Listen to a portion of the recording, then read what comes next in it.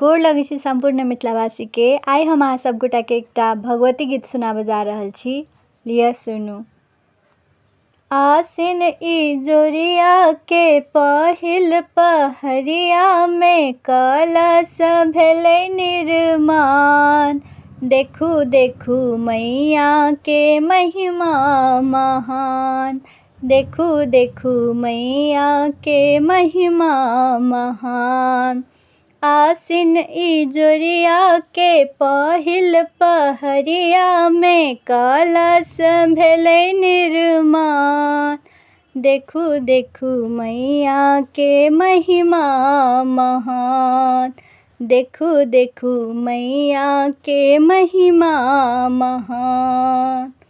दूर दूर के लोक सब आयल, दूर दूर के लोक सब आयल।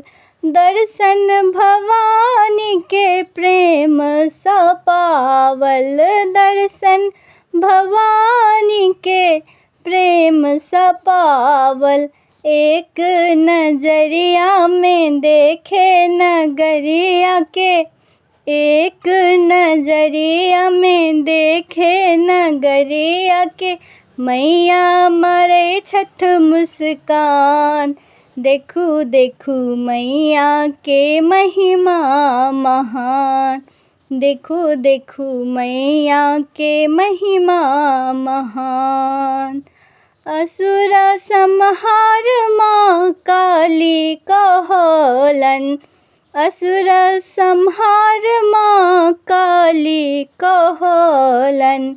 सुर नर मुनि के लाज बचौलन, सुर नर मुनि के लाज बचौलन।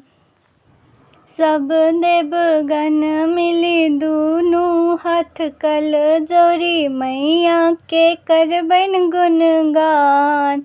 देखू देखू मैया के महिमा महान। देखू देखू मैया के महिमा महान।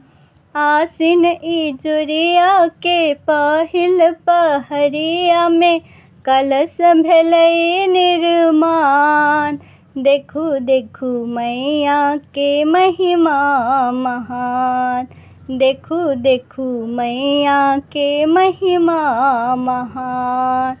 आसिन इजोरिया के पहिल पहरिया में कलश भेलै निर्माण। देखू देखू मैया के महिमा महान। देखू देखू मैया के महिमा महान।